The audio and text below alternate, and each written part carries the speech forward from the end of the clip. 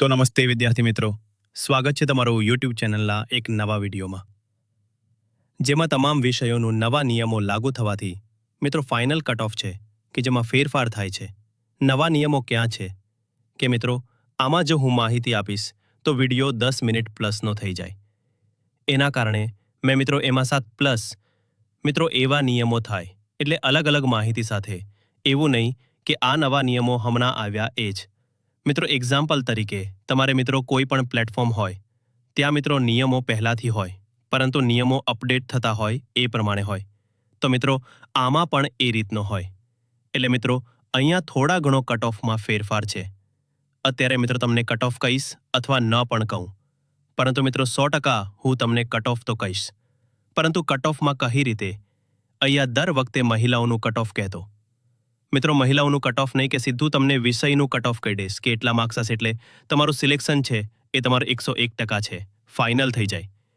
એ પહેલાં મિત્રો જો તમે આપણી ચેનલ પર નવા હોય, યુટ્યુબ ચેનલ સબસ્ક્રાઇબ કરી બેલ નોટિફિકેશન ઓન રાખજો, જેથી કરી આવી અપડેટ તમે સૌથી પહેલાં તમારા સુધી પહોંચાડતા રહી. અને મિત્રો આ વિડીયો છે એ પણ ટૂંક સમયમાં આવી જશે કે ટેટ એટલે આપણે ટેટ 2 ભરતી છે મિત્રો, એ મેરિટ આવશે પણ નહીં. અને મિત્રો 2 દિવસમાં આવી જશે મિત્રો આ ભરતી.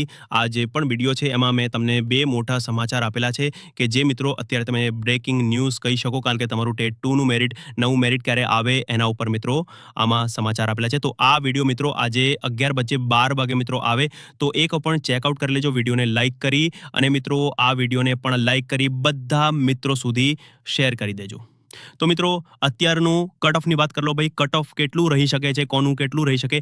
તો મિત્રો આપણે વધારે વાત નથી કરી, સીધું મિત્રો સામાજિક વિજ્ઞાનનું કટ ઓફ જો તમને જણાવી દઉં મિત્રો, શોર્ટમાં તમને આજે માહિતી આપવાની છે. એમાં મિત્રો વિડીયો વધારે લાંબો નથી કરવો.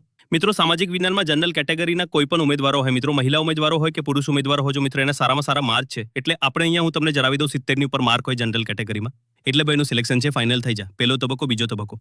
મિત્રો સિલેક્શન ફાઇનલ થઈ જાય એ હું તમને જણાવું છું.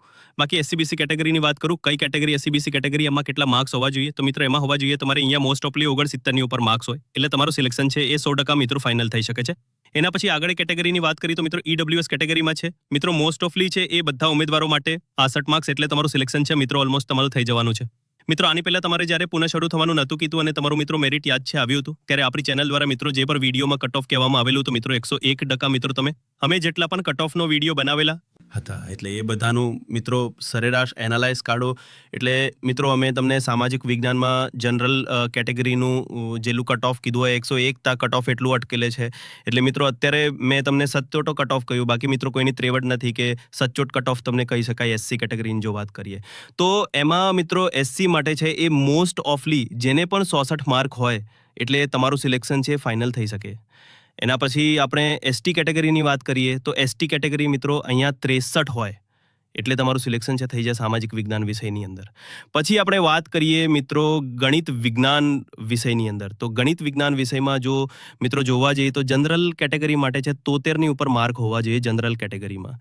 એના પછી નેક્સ્ટ વાત કરીશું એસબીસી કેટેગરી. ભાઈ એસબીસી કેટેગરીનો જો મિત્રો અહીંયા તમે જોવા જો મિત્રો મોસ્ટ ઓફલી કેટલા માર્ક જોયાની વાત કરું એ પહેલાં એક આ વિડીયોને લાઇક કરી, ચેનલ પર નવા હોય તો આપણે યુટ્યુબ ચેનલ સબસ્ક્રાઇબ કરી બેલ નોટિફિકેશન ઓન રાખજો કે જેથી કરી આવી અપડેટમાં સૌથી પહેલાં છે તમારા સુધી પહોંચાડતા રહે. આપણે એસબીસી કેટેગરીની વાત કરીએ મિત્રો તો એની અંદર ઓલમોસ્ટ હોવા જોઈએ 68ની ઉપર મિત્રો માર્ક્સ હોય એટલે તમારું સિલેક્શન છે ફાઇનલ તમારે ગણીને ચાલવાનું. એના પછી નેક્સ્ટ વાત કરીએ ઈડબ્લ્યુએસ કેટેગરી માટે, તો ઈડબ્લ્યુએસ કેટેગરી માટે છે મિત્રો અહીંયા હોવા જોઈએ તમારે 70 માર્ક્સની ઉપર હોવા જોઈએ મિત્રો. આગળ એસસી કેટેગરીની જો મિત્રો હું વાત કરું, એસસી કેટેગરી માટે છે મિત્રો અહીંયા હોવા જોઈએ તમારે 68 માર્ક છે એટલે મિત્રો તમારું સિલેક્શન છે ઓલમોસ્ટ થઈ જવા પાત્ર થાય છે. એસટી કેટેગરીની મિત્રો વાત કરીએ તો મિત્રો એસટી કેટેગરી માટે હોવા જોઈએ તમારે છે મોસ્ટ ઓફલી મિત્રો જો 66 માર્ક્સ હોય એટલે મિત્રો તમારું સિલેક્શન છે થઈ જાય છે. તો મિત્રો વિડીયો પસંદ આવે તો લાઇક કરજો, મિત્રો ચેનલને સબસ્ક્રાઇબ કરી લેજો. જય હિન્દ, જય ભારત.